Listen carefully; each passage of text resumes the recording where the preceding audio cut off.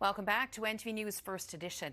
Adults with diagnosed ADHD face a significant life expectancy deficit. Now, that's according to a new study out of the UK. Joining me now to talk more about this pretty interesting study is Dr. Janine Hubbard with this week's Get Psych. Thank you so much for being here. Oh, thanks for covering this one, because it is important and interesting, and we want to make sure that people are understanding the results. Okay, so let's understand the results together. So what are the key findings of this study? Well, what the results are showing is comparing, they found about 3% of the population, which we know is an underestimate, compared to individuals without ADHD in the adult sampling. There was a reduced lifespan. In men, it was about 7 years, and in women, it was almost 9 years. So life expectancy. So if you hear that, I mean, that's a major healthcare crisis, right? What other chronic condition is out there that has that kind of potential impact on longevity? I do want to caution it is correlational, and probably the biggest piece is they don't have actual information as to medical conditions or cause of death in this sample, other than knowing that the individuals had been diagnosed with ADHD. So, but they did very appropriately sort of say, we know that there are a lot of the symptoms, a lot of the effects that can happen in ADHD that can contribute to health issues. And in particular, like I say, if it's undiagnosed and untreated, you know, we certainly know that there's a potential for really significant health outcomes.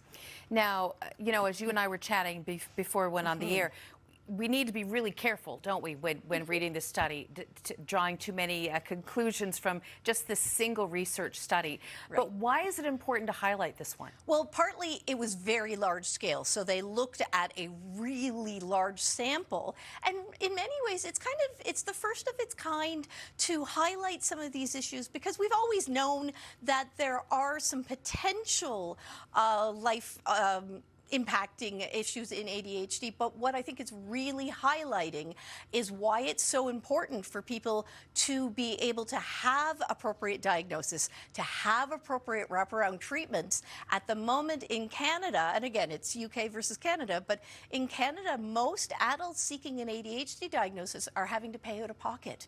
We have very few publicly funded services, or it's individual practitioners, and I like to draw attention to PEI, that has the first and so far only adult ADHD clinic with a focus on both diagnosis, assessment, but also wraparound comprehensive treatment. So it's not just medication. It could be physio, it could be social work, so it could be psychology, but really treating it comprehensively. And I think there's even room for growth there.